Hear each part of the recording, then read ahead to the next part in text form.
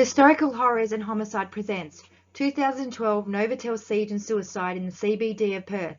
I sincerely hope this story does not bring up any feelings of despair to the victims' families or friends. I have tried to be respectful, and I believe that suicide and drug use should be spoken about. It helps no one if no one talks about the issues facing the individuals and the families suffering. My aim is to let people know that it should not be a taboo subject and no one should be ashamed to reach out for help. Have you ever booked into a hotel and wondered if there's been any murders or newsworthy stories? This is the unfortunate story of Simon John Rowe, a man who felt he had no other options and was unfortunately addicted to methamphetamines. Simon was born on the 26th of June 1974. He had an older brother and both lived with their father when his parents separated, but they maintained contact with their mother. Simon finished school in Year 10. He was intelligent and preferred to socialise with older people. At the age of 19, Simon had found drugs and alcohol and had already been imprisoned for a number of offences. In 1999, he was paroled at the age of 24. While Simon was on parole, he committed further offences and was returned to prison for a 7-year sentence. At this point of time, he admitted to having a heroin addiction. While in prison, he achieved qualifications towards a degree in Queensland University, equivalent to an advanced diploma in structural engineering. He also taught maths at a Year 12 level to other inmates. As long as he could keep clean when released, his parents were sure he could turn his life around. He was reported as being a very intelligent, loving, caring and responsible person, always willing to help family or friends. Days leading up to his death, Simon had received an instalment from a payout for the injury he acquired working at the mines. Just the day before, he bought new clothes and methamphetamines and had been staying at various hotels with his current girlfriend, of which the current hotel was a Novotel on Langley Street, Perth, Western Australia. As he was currently under the influence of drugs, he was not allowed to see his son from his previous partner. The 11th of April 2012, Simon visited his mother and made some rather strange remarks. But at the time, his mother knew he was sometimes highly paranoid and under the influence of drugs. Therefore, she did not understand what he was talking about. He had told her he has come to say goodbye and he was going to meet his prophet. Simon also spent time on the telephone talking with his girlfriend and letting her know he had written her a letter. The letter was later found in Simon's jeans pockets after his death. Simon booked into the Novotel Perth Langley, situated on Adelaide Terrace in the Perth CBD. On the 11th of April 2012, he paid with his credit card and used his correct identity. He seemed on edge and sweaty, although seemed friendly and rational. Simon requested a king-size room, and the only one available was room 1201 on the 12th floor. At approximately 1 a.m. to 1:30 a.m. on the 12th of April, reception received a call from a guest on level 1, complaining about bottles being thrown at her window and the sound of breaking glass. The night manager went and investigated the complaint and observed shattered glass falling from above. Realising it was coming from the 12th floor and extremely worried as the glass was safety glass, it should not be easily shattered. The night manager proceeded to the 12th floor with another 2 people to see what was happening. There was little noise coming from the room 1201, but they could smell smoke.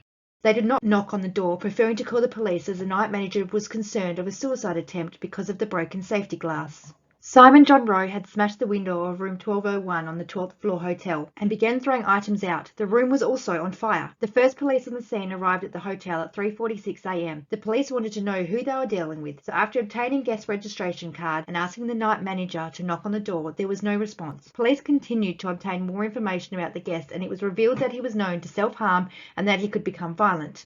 The decision was made to enter the room, using bolt cutters to cut the chain securing the door, but the door would still not open as it was barricaded with furniture from the inside. Simon refused to communicate with anyone trying to help him. The police decided that there was too much of a risk with the fire and need more assertive action. The police quickly realised that they needed backup, and the TRG and the fire emergency services were called in. After the 2 initial tactical officers had arrived and the police on-road supervisor had arrived, fire and emergency services and the tactical officers decided to evacuate the floor. After the tactical officers arrived, Simon asked for a medic, but did not specify why he required one. Simon still would not come out of the room, but did ask if he could talk to the medic via phone.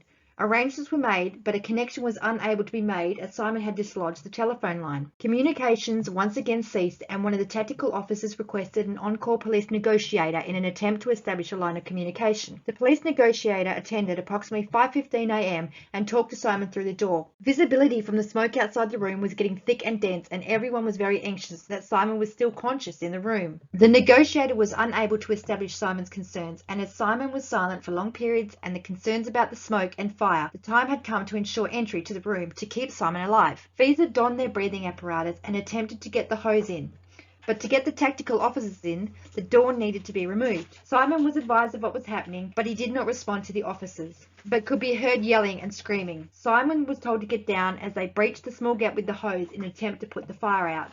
Once the door was removed, the tactical officers were able to get into the room, but not fully. Using non-lethal weapons, they tried to defuse the situation. They attempted to enter the room, but were unable to get in between Simon and the window. Simon, who was brandishing a baton, was trying to stop the tactical officers from entering the room. One of the tactical officers used a shotgun firing beanbag rounds in an attempt to dislodge the baton from Simon's hands. Simon moved closer to the window, and another tactical officer fired 2 more beanbag rounds at Simon to stop him moving closer to the window, without success. Another tactical officer brandishing a taser fired at Simon with the same intention. The taser did not make effective contact and failed. Simon then was seen by a witness to climb out of the window, put his feet over and jump. The witness was asked why she believed he jumped, and she said because he did not hesitate. This account supports the police proposition that he himself pulled himself out the window and launched. He jumped and fell to his death. The post-mortem revealed that there was extensive injuries to the external surface of Simon's body. The chest showed severe injury involving the rib cage, lungs and heart. Other injuries included skeletal injury. Initially, the state forensic pathologist determined Simon's death as undetermined pending further investigations, including neuropathology and toxicology. After receiving final reports, the state forensic pathologist confirmed Simon exhibited severe injury, including thermal injury, and that of toxicology had quantified methamphetamines and some cannabis products. The pathologist advised, given that methamphetamine has the known potential to cause heightening aggression and potential violence, and is also known to potentially bring about paranoid behavior, then given the scenario outlined above, the fact that this man had potential methamphetamine effect was included in the cause of death.